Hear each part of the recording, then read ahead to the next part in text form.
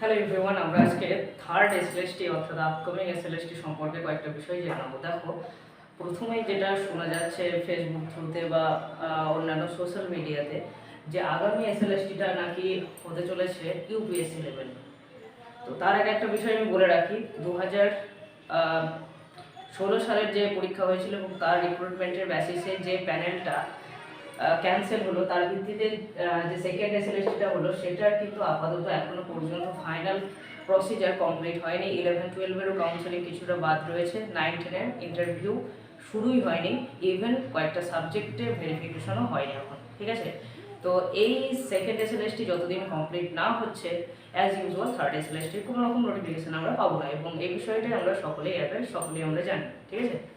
বাকি বলি, এই যে থার্ড এসএলএসটি নিয়ে যেগুলো তোমরা শুনছো, সেগুলো সমস্ত কিন্তু অ্যাজাম্পশন, কেননা এখনো পর্যন্ত অফিসিয়াল কিছু আসেনি। বাট একটা বিষয় বলে রাখি, আমাদের কিন্তু দুটো বিষয়ে অনেকটাই আমরা স্যাঙ্গুইন হয়েছি। যেমনটা মুখ্যমন্ত্রী জানিয়েছে যে ইন্টারভিউয়ের নাম্বারের উপর স্ট্রেস কম দেওয়া হবে। দ্যাট মিনস এখানে তুমি কিন্তু এরকম নয় যে 20 থাকবে, মানে 10+10 ইন্টারভিউ প্লাস ডেমনস্ট্রেশন, এরকম থাকবে না। তো আমরা সেখানে ধরে নিচ্ছি হয়তো 10 থাকবে কিংবা 5 থাকবে, মেবি 5 থাকার চান্স বেশি রয়েছে, ঠিক আছে? বাট আমরা এখানে 10 বা 5 যে কোনো একটা কাউন্ট করছি, ওকে? অ্যান্ড ইন্টারভিউ তো হলো, এইবার প্যাটার্নটা বলি। একাডেমিকটা আপাতত কিন্তু একদম যে উঠে যাবে এরকম কিছু নেই, একাডেমিক থাকতে পারে, এবং সেখানে কিন্তু 30 মতো একাডেমিক যেটা আগে ছিল ধরে নাও, তার থেকে কম হতে পারে। আমরা আশা করছি 90 মার্কসের কোয়েশ্চেন থাকবে, এবং একাডেমিক সম্ভব রয়েছে, ধরে নাও প্রাইমারিতে যেটা আছে, বা সেক্ষেত্রে একাডেমিকের ভ্যালুটা রয়েছে। বাট থার্ড এসএলএসটিতে, এই সেকেন্ড এসএলএসটিতে একাডেমিক রয়েছে, থার্ড এসএলএসটিতে একাডেমিক কিন্তু উঠেও যেতে পারে, থাকতেও পারে। যদি থাকে তো সেক্ষেত্রে যারা আগে দিয়েছে তাদের ক্ষেত্রে কনসেশন দেওয়া হবে, সে বিষয়ে রিল্যাক্স থাকতে পারো।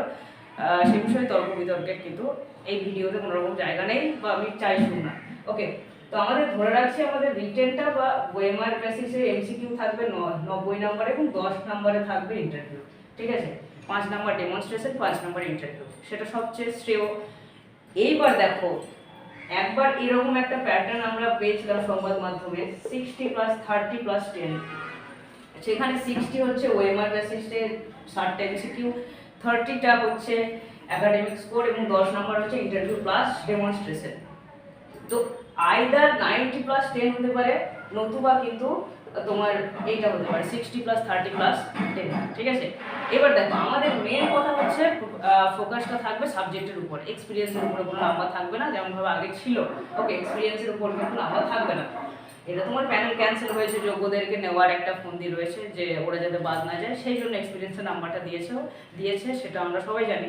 যদিও এই 10 নম্বরের উপর এখন কেস চলছে, কী হবে না হবে সেটা কারোর জানা নেই ঠিকঠাক, ওকে? বেশ, এইবার বলে রাখি, দেখো প্যাটার্নটা কি হবে।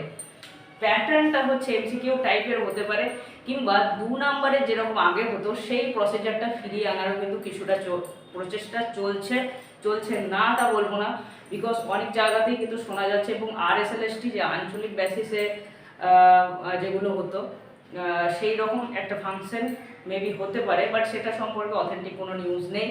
তবে আমরা এখন 2 নাম্বার যেটা আগে হতো, 2 নাম্বারে লিখিত দিত, ধরুন একটা কোয়েশ্চেন দিত, ওর ডটাম থেকে ধরুন দিল যে এখানে কবি অ্যাকচুয়ালি কি ডিসক্রাইব করতে চেয়েছে, তো সেক্ষেত্রে 2 নাম্বার সেই প্রশ্নটা ক্যারি করছে, তো ওগুলো সুন্দর করে কয়েকটা শব্দের মধ্যে একটা মোটামুটি লিমিটেড থাকে।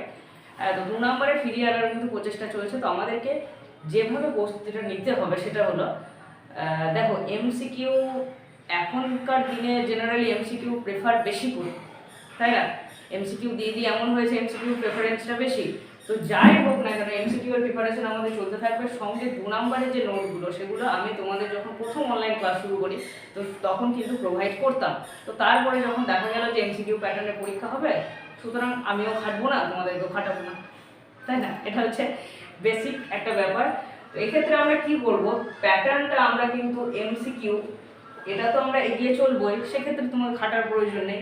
প্লাস হচ্ছে যে 2 নাম্বার 2 মার্কস ক্যারি করবে, বা করতে পারে, বিকজ এসএলএসটিটা শোনা যাচ্ছে ইউপিএসসি লেভেলে হবে, তো সেক্ষেত্রে শুধুমাত্র এমসিকিউ থাকবে সেটা বলা ভুল। তো আমাদের কিন্তু কিছুটা হলেও 2 নাম্বার মার্কসের বেসিসে এগিয়ে চলবে, জাস্ট সেখানে আন্ডারস্ট্যান্ডিংটা তোমাদের তৈরি করতে হবে বা লেখার ভঙ্গিটা তোমরা তৈরি করতে হবে।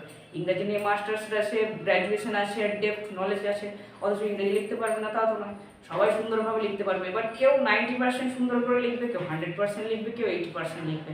তোমাকে এক্ষেত্রে একটা মডারেট পর্যায়ে কিন্তু নিজেকে নিয়ে আসতে হবে, তাই না? তো সেক্ষেত্রে আমরা দেখবো এমসিকিউ প্যাটার্নটাকে এগিয়ে চলবো, সঙ্গে কিন্তু 2 নম্বরে যে প্রশ্নগুলো রয়েছে সেগুলো আমরা একটু আপাতত দেখে রাখবো, যতদিন পর্যন্ত আমরা ফাইনাল কোনো নোটিফিকেশন বা আপডেট না পাচ্ছি ততদিন পর্যন্ত কিন্তু ইন বিটুইনস তোমাদেরকে পড়তে হবে, এটাই বলবো, ঠিক আছে?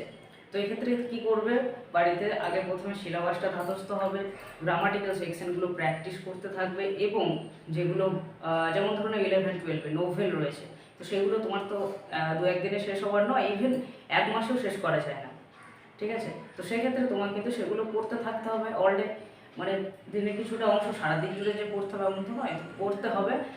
আর পোয়েট্রি সেকশন বলো, প্রোজ সেকশন বলো, সেগুলো তোমাকে নিজে থেকে, ড্রামা বলো, এগুলো কিন্তু একটা টাইম বা রুটিন ওয়াইজ তুমি সেলফ স্টাডি করতে পারো ধীরে ধীরে। ইউটিউবে তো প্রচুর ভিডিও অ্যাভেলেবেল রয়েছে।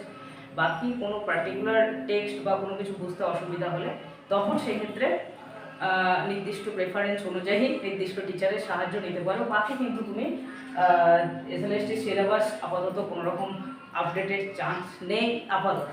ওকে, তো পুরোনো সিলেবাস ধরেই আগাতে পারো। এমনি কাটছাট করলে দেখো গোটা সিলেবাসটা উপরে ফেলে দিল, নতুন একদম দিয়ে দিল, সেটা হার্ড হবে। বিকজ যথেষ্ট, আমার তো মতে যথেষ্ট ভালো সিলেবাসই আছে এসএলএসটি। এবার বর্তমানে যে সমস্ত লেখনীগুলো রয়েছে বা যা কিছু রয়েছে সেগুলো হচ্ছে ঠিকই আছে, তবে কিছুটা মডিফাই অবশ্যই করা প্রয়োজন সিলেবাসের ক্ষেত্রে। হ্যাঁ, সেক্ষেত্রে তোমাদের করণীয় হবে কি, ইউপিএসসি লেভেলে হোক, ওয়েস্ট বেঙ্গলের লেভেলে হোক, যাইভাবে হোক, এসএলএসটি সিলেবাসটা ঠিক মতো করে ডাইজেস্ট করা, ধাতস্থ করা, অ্যান্ড সঙ্গে সঙ্গে সেটাকে প্র্যাকটিস করা, ঠিক আছে?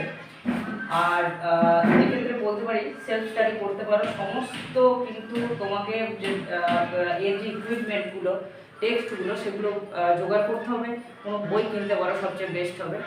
আর যদি বই প্রেফার না করো, মানে দাম বা কিছু প্রাইসের জন্য বা অসুবিধা হতে পারে, তো সেক্ষেত্রে টেক্সটগুলো নিজে নিজে কিছু জোগাড় করলে, কবিতাগুলো যেগুলো লেখা সম্ভব লিখে নিলে সেক্ষেত্রে কাজ হয় বেশি ভালো, ঠিক আছে? নিজে লিখলে, তো যেগুলো বড় সেগুলো লেখা সম্ভব নয়। তো থার্ড এসএলএসটি নিয়ে এটাই বলবো যে এখনো পর্যন্ত কোনো রকম কিছু ফাইনাল হয়নি যে এই প্যাটার্নে পরীক্ষা হবে বা এইভাবে হবে, এত নাম্বারের পরীক্ষা থাকবে, 2 নাম্বারে থাকবে না, এমসিকিউ হবে। চান্স বেশি রয়েছে এমসিকিউ টাইপের হওয়ার, সেটাই বলবো যতদূর মনে হয়। ওকে, ঠিক আছে, এই ভিডিওটা আর লেন্দি করছি না, পরবর্তী আপডেট নিয়ে আসবো খুব তাড়াতাড়ি।